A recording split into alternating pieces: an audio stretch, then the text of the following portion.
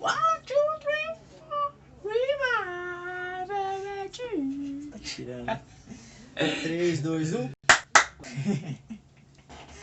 Fica ensaiando a abertura. E aí galera, eu sou o Thiago Gregório. E aí galera, Marloco for God. Viemos trazer mais um episódio para vocês e dessa vez é sobre a igreja primitiva.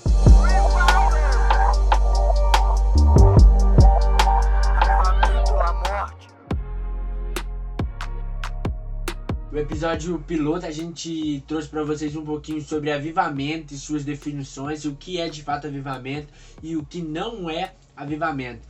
Mas nesse episódio falando sobre a igreja primitiva, nós vamos falar um pouquinho sobre como foi o primeiro avivamento, como ele foi causado e aonde ele foi causado e por quem ele foi causado. E quais os resultados que ele gerou, né? Os apóstolos eles experimentaram um avivamento tão sublime, né? Que a gente não pode explicar somente em palavras, somente em nossas palavras, mas graças a Deus, Deus nos deu a palavra dele que contém aqui testemunhos, né? Então, o que é Atos dos Apóstolos? Testemunho dos apóstolos, né? Sim. O interessante é que o livro de Atos, ele foi escrito 63 anos depois de Cristo aí, através do discípulo Lucas, né? O discípulo Lucas então escreve esse livro para Teófilo, assim como ele escreveu também o Evangelho de Lucas. Então nós temos umas riquezas aqui preciosas. Então é um livro, cara, escrito por alguém que viveu esses momentos, que estava lá, né? E a gente vamos aqui parte por parte, capítulo por capítulo. Vamos pro capítulo 1. No capítulo 1, a gente percebe as últimas instruções de Jesus ali com os apóstolos e com aqueles que haviam seguido Jesus, né? Não só os 12, não só os apóstolos, mas também a igreja. A igreja que acompanhava, a multidão que seguia, né? A multidão que decidiu se tornar discípulo, né? Sim. Porque tinha a multidão que queria os milagres, mas tinha que, não, cara, tem mais. É, uma multidão que queria ser discipulado, uma multidão que entendia as 4 colunas da igreja, né? Que é o ganhar, o consolidar, o discipular e o enviar. Isso. Uma multidão que não baseava somente naquele momento, mas sabia que após aquilo viria resultados extraordinários. São aqueles que, assim, viu Jesus fazer e queria fazer como ele. Não, eu quero viver isso aí, cara. Sabe, a diferença do discípulo e pra multidão é que a multidão quer milagre, o discípulo quer instrução. O discípulo quer aprender. Capítulo 1, versículo 5. Porque João verdadeiramente batizou com água, mas vós sereis batizados com o Espírito Santo dentro de poucos dias. Então aqui tinha algumas instruções de Jesus. E mais pra frente a gente percebe que ele ficou 40 dias com eles ali. Jesus estava instruindo o povo, olha só, vocês precisam seguir aqui essas direções, porque o manifestar que eu tenho pra vocês vai acontecer com base nessas instruções. Então tinha essa necessidade mesmo de seguir as instruções de Jesus. E os discípulos, eles tinham uma expectativa, né, mano? Eles tinham uma expectativa pra ver o reino de Deus expandido na terra, pra ver o reino de Deus sendo implantado. E se a gente for olhar o contexto em que Jesus vem mesmo ali, Roma estava dominando Israel. Era um período em que Deus não falava com o seu povo, Deus estava calado, não levantava profeta, aí de repente se levanta João, e João traz a mensagem do reino de Deus. Arrependei-vos, pois é chegado o reino de Deus. Então que negócio do reino, que parada é essa do reino, mano? Então o Messias vai se manifestar aí, vai vir entre nós e vai trazer o reino de Deus pra terra. Então os judeus ali, o povo de Deus, os israelitas, ficaram doidos pra ver isso acontecer, né, mano? E aí aparece Jesus mesmo com essa mensagem do reino. E aí no capítulo 3 aí, de João, a gente percebe ele ensinando sobre o novo nascimento para Augusto Nicodemos. E aí, Augusto Nicodemos não, né? Augusto Nicodemos é o pregador. Nicodemos. E aí para Nicodemos ele fala, traz algumas instruções e uma delas é essa, né? Para que você entre no reino de Deus é necessário nascer de novo. Então tinha essa do reino de Deus, tinha essa expectativa para ver o reino de Deus expandido na terra. Recebereis o poder quando vier sobre vós o Espírito Santo, e sereis minhas testemunhas tanto em Jerusalém como em toda a Judéia e Samaria e até a última parte da terra. Então os discípulos tinham algo sólido de Jesus para se firmar até que esse mover viesse, até que aquilo que ele havia prometido viesse. Eu acredito que Jesus aí ele começa a criar uma expectativa no coração dos discípulos, né? Olha, vocês já viram algo extraordinário, mas calma, tenham paciência, porque isso que vocês viveram não é nem 1% daquilo que vocês ainda vão viver quando vocês forem batizados pelo Espírito Santo. Então Jesus estava falando, olha, vocês já viveram algo sobrenatural comigo, mas vocês também vão viver algo mais sobrenatural ainda sem mim. Isso, até porque eles precisavam do próprio Deus neles para poder realizar. Então os discípulos começaram a obedecer, os discípulos assim, né, todos aqueles que receberam aquelas instruções, não só os apóstolos, mas todos eles, foram receber essas instruções de Jesus. E a gente percebe que eles eram obedientes com relação àquilo que Jesus havia dito para eles. Olha só no capítulo 1 ainda, no versículo 14. Todos eles continuavam unanimemente em oração e súplicas com as mulheres e Maria, mãe de Jesus, e com seus irmãos. Então eles permaneceram. Não, ele mandou a gente continuar orando, ele mandou a gente aguardar, então vamos aguardar, vamos perseverar. Então a perseverança aqui foi necessária, uma obediência extrema. Então, quando Jesus libera uma palavra sobre eles, eles obedecem de forma extrema. Ele falou, não, vamos seguir até que venha. Ele não mentiu, ele falou que ia ressuscitar, né? Isso é muito louco, porque eles não entendiam isso quando Jesus falava. Como assim? Eles não entendiam que Jesus estava falando da ressurreição dele, que teria que morrer e teria que ressuscitar. Eles não entendiam isso, mas de repente Jesus ressurreto está falando com eles. Quando de fato a gente começa a ser tocado e quando o avivamento ele está para acontecer, é gerada uma humildade extrema. Porque eles viveram com Jesus, eles já tinham um conhecimento extraordinário, cara. Você tem que entender que daí para trás, em Mateus, Marcos, Lucas e João, eles já tinham vivido algo extraordinário com Deus. Já tinha cura. Já tinha cura, experiência, multiplicação. Então eles já tinham vivido algo muito sublime com Deus. E daí, diante disso tudo, Jesus ainda fala com ele, calma. Vocês vão começar a enxergar como eu enxergo. Vocês vão começar a curar como eu curava. Vocês vão começar a profetizar como eu profetizava. Então, calma. Então, daí a gente começa a ver o resultado de um avivamento extraordinário sendo causado. Porque a humildade, não, eu já sei muito, mas eu obedeço ao meu Senhor, porque eu sei que Ele está vendo além daquilo que eu não vi. Caraca. Chegado o dia de Pentecostes, estavam todos reunidos num só lugar. De repente veio do céu um som, como de um vento muito forte, e encheu toda a casa na qual estavam assentados. E viram o que parecia línguas de fogo, que se separavam e pousavam sobre cada um deles. Todos ficaram cheios do Espírito Santo e começaram a falar noutras línguas, conforme o Espírito Santo os capacitava. Aqui a gente percebe essa promessa do derramamento do Espírito se cumprindo, né? Então Jesus havia reforçado para eles ali naqueles 40 dias que eles ficaram juntos, que o poder desceria sobre eles. O mesmo poder que estava em Jesus, os mesmos sinais e até maiores eles poderiam fazer através desse manifestar do Espírito sobre eles. Então eles estão todos reunidos ali e de repente isso acontece, o derramamento vem sobre eles. Eles começam então a falar em novas línguas, as pessoas que estavam ali ao redor, multidões se achegam, né? Então você percebe que foi algo barulhento, né? Então o Espírito Santo vem e realmente, cara, não tem como dizer, o Espírito Santo é o... passivo, calma, ele é assim. Ele mas o manifestar, quando ele toma o camarada, fogo, manto, são os pentecostais, meu amigo, beleza? Pentecostais. Essa é uma das evidências do batismo com o Espírito, né? Não posso falar que essa é a evidência, os dons, mas é uma das. E não necessariamente precisa ser de línguas, né? Mas a gente percebe que o falar em línguas foi uma das evidências aqui. Agora lê com a gente aí, Joel 2, 28 a 32. Que é essa profecia que o próprio Pedro cita aqui no capítulo 2 de Atos, né? Para explicar o que havia acontecido ali no dia de Pentecostes. Nos últimos dias, diz Deus, derramarei do meu espírito sobre todos os povos. Os teus filhos e as tuas filhas profetizarão. Os jovens terão visões, os velhos terão sonhos.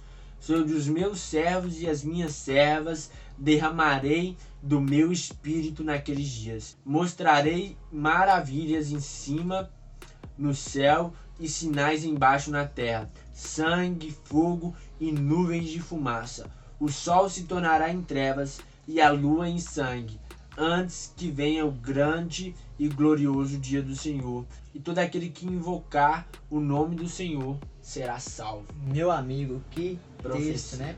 E olha só algo interessante. O que a gente precisa entender sobre essa profecia é que ela não se cumpriu totalmente ali. Por quê? Esses sinais que o final do capítulo cita não aconteceram ainda. Não aconteceram. Isso vai acontecer conforme o próprio Jesus reforçou quando eles perguntam para ele como a gente vai saber que o fim é chegado, né? E aí ele vem em Mateus 24 e traz alguns sinais. Então, esses sinais são com relação ao fim dos tempos. Ou seja, ali no capítulo 2, capítulo 2 de Atos, Pedro usa essa escritura de Joel para falar, olha, ela começou a se cumprir agora, está se cumprindo. O que está acontecendo é o que foi predito. Mas não significa que ali se cumpriu totalmente a profecia. A profecia ainda está se cumprindo. É uma profecia contínua. Tem profecias na Bíblia que não se cumpriram totalmente, que elas ainda terão seu término de cumprimento, né? E também tem profecias que ainda vão se cumprir, que são profecias extremamente sobre o final dos tempos, né? Exatamente sobre o fim dos tempos. E essa é uma das profecias que não se cumpriram totalmente. E é por isso, meu amigo, que houve diversos derramamentos do Espírito ao decorrer da história da igreja. E diversos avivamentos após a igreja primitiva, né? E nas eras aí. Então, aqui a gente vê essa parte do cumprimento dessa profecia. A gente acredita piamente de que ela continua acontecendo. Então, não é errado, né, mano? A gente clamar, faz de novo. Até porque a profecia fala que derramarei do meu espírito sobre toda a carne. Lógico que não é, né, o mundo inteiro, senão assim todo mundo seria salvo. Mas é o que invocar o nome do Senhor será salvo. E estes que receberam o Espírito Santo, estes receberão o derramamento do Espírito Santo. Então, ali em Atos 2, caiu sobre toda a carne? De forma alguma, né? Caiu sobre aqueles que estavam aguardando dentro da casa. Então, começou a se cumprir ali e tem se cumprido e continuará se cumprindo até que Jesus volte. Até que Jesus volte. Então a gente precisa entender esse ponto, essa profecia de Joel, porque ela é crucial para a gente entender que realmente há sim avivamentos seguintes, há sim derramamentos seguintes, né? Moveres extraordinários com resultados extraordinários. E de fato, quando essa profecia ela irá se concluir? Quando Jesus voltar, né? A gente vai ver alguns sinais e maravilhas nos céus, né? Conforme a profecia mesmo diz, e diversos outros sinais. E isso mostrará o quê? Que ela terá concluído. Realmente quando Jesus voltar, porque quando Jesus voltar, a igreja vai subir com ele, né? Vai ter o arrebatamento. Independente da sua posição teológica com relação ao fim dos tempos, né? Mesmo assim, a gente vai ter o arrebatamento, isso é inegável. Jesus ele pega a sua igreja na terra. Então quando isso acontecer, aí essa profecia terá se cumprido, porque os sinais terão se cumprido, todos os sinais, né? Esses sinais nos céus e debaixo na terra. Agora a gente vai falar um pouco sobre o que o derramar desse Espírito Santo causou sobre Jerusalém, sobre toda a Judéia, sobre toda a Samaria e sobre as cidades circunvizinhas ali.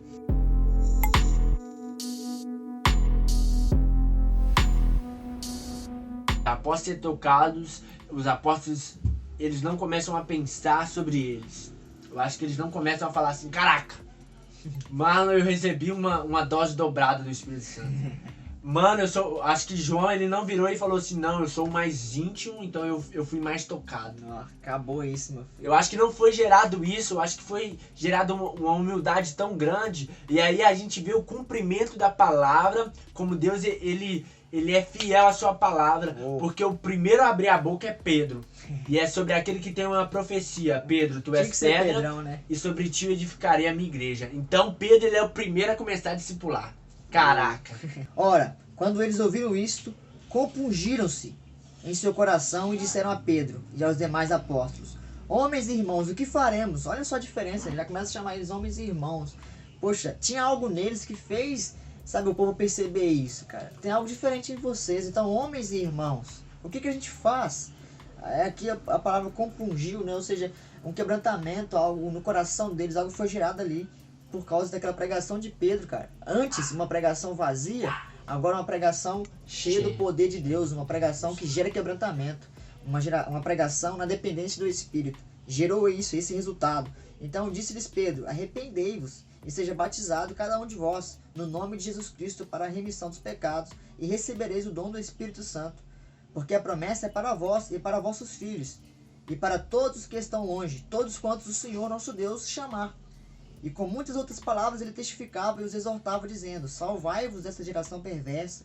Então, os que alegremente receberam a sua palavra foram batizados, e naquele dia acrescentaram-se em torno de 3.000 almas. Acredito que Pedro ali, ele se sentia como se ele estivesse perdido.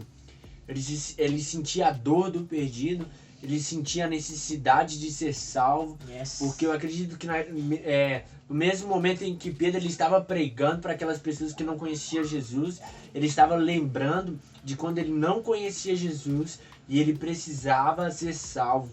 Então eu acredito que essa pregação de Pedro é mais ele expondo a gratidão e falando que aquele povo só conheceria Jesus de fato se fosse gerado um arrependimento genuíno no seu coração.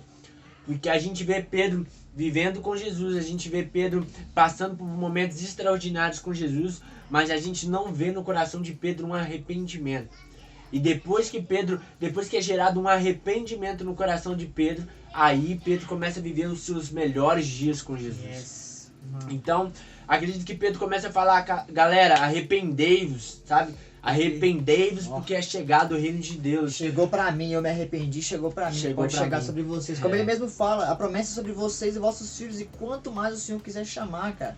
E a Bíblia fala em 1 Timóteo 2,4 que o desejo dele é que todos se salvem. Então há um chamamento conjunto, cara, sabe? E se estendeu para os gentios, por isso que estamos aqui.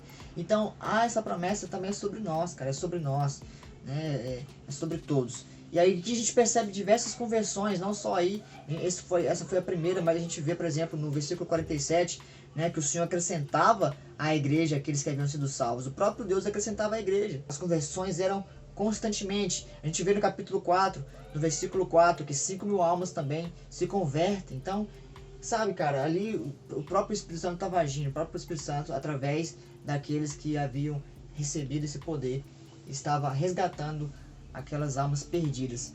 A gente vê mais resultados extraordinários. A gente vê, por exemplo, uma fome pelo ensino da palavra. Olha só o que diz lá no capítulo 2, versículo 42. E eles se dedicaram ao ensino dos apóstolos e à comunhão, ao partir do pão e às orações. Todos estavam cheios de temor, e muitas maravilhas e sinais eram feitos pelos apóstolos. Os que criam mantinham-se unidos e tinham tudo em comum, vendendo suas propriedades e bens, distribuindo a cada um conforme a sua necessidade. Todos os dias continuavam a reunir-se no pátio do templo, partiam o pão em casa e juntos participavam das refeições, com alegria e sinceridade de coração. Resultado extraordinário, a gente vê isso, uma sinceridade de coração. Eu não faço porque me pedem, eu faço porque eu sou grato. Sou grato. Eles começaram a sentir uma gratidão, uma unidade, um avivamento extraordinário. Ele causa uma unidade extraordinária. Ele causa um amor extraordinário. Ele causa eu pensar mais no meu próximo do que eu pensar em mim. Sim. Eu queria alimentar mais o meu próximo do que eu alimentar a mim mesmo. Um desapego das coisas terrenas, das coisas terrenas. Né? Uma das evidências preciosas que a gente percebe aqui é essa. Eles vendiam as coisas que eles tinham e repartiam entre eles conforme a necessidade de cada um, cara. Partindo do pão, compartilhando ali as refeições né, aquilo e a essa unidade extraordinária, Deus ele ia acrescentando ao povo. Então não tinha aquele que era mais pobre, aquele que era mais rico. Vamos falar que eles tinham uma linha contínua, sabe? Em que a Deus vê essa unidade sublime, Deus se alegrava e Deus multiplicava. Não tinha, acredito que aí eles viviam uma plenitude da graça de Deus sobre a terra. E esse é o padrão de igreja, sabe? Esse é o padrão que Deus instituiu. Porque aqui a gente percebe Deus ensinando o povo a ser igreja, Deus fazendo.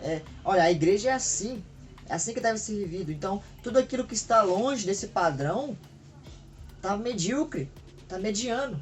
Então, por isso que a gente pode trazer aquela definição que a gente falou também no episódio piloto, que avivamento é viver com Deus sem mediocridade, é realmente o povo deixar de ser mediano e viver toda intensidade. O padrão de igreja, de eclésia, né?